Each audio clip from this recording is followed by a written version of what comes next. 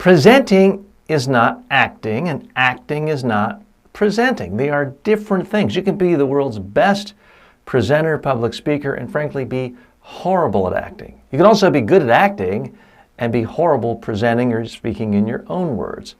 How do I know this? Well, I know it because I've lived it. Now, I happen to think I'm a pretty good presenter. A lot of people tell me that. It is how I make my living.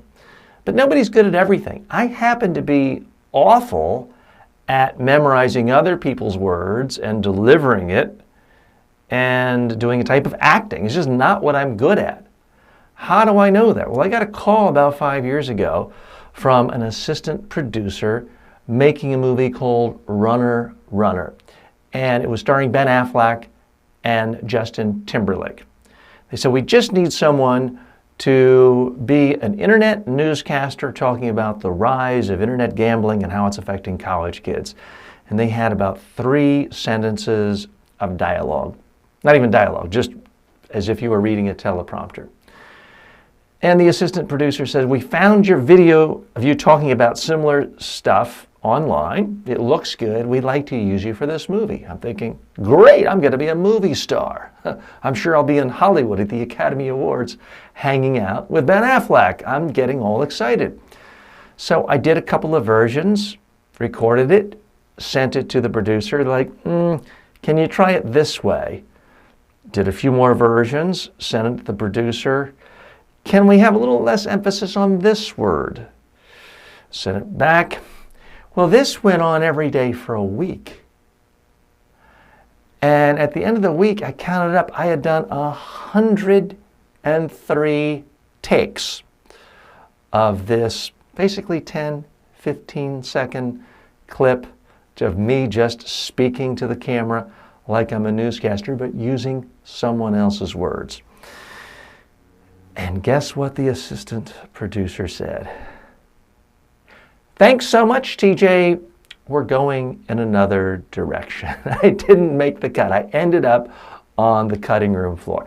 They ended up using John Siegenthaler, who is a former NBC anchor and a nice guy, someone I used to deal with, who interviewed me many times when he was at MSNBC. So no hard feelings there. But it does show you it's just a different skill set. I can do videos for online courses all day long, typically in one take. But if you give me someone else's script to memorize and say it in a natural way, I might have to do it 2 or 22 or 102 times. It still might not be very good. So you don't have to be good at everything. I don't want to be a professional actor, so it's not really hurting me. But it's good to test and try new things from time to time, because then you see what you're good at and what you're not. Okay, so why do I give that example? Sometimes when people see me speak in a training situation, it almost seems intimidating because they feel like, oh, I'm articulate and I'm smooth and I'm not saying ums and uhs. And I want them to realize I'm not great at every type of speaking opportunity. I fail.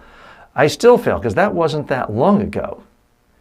And I can still be disastrous for some things. So it's okay not to be good at every type of speaking opportunity.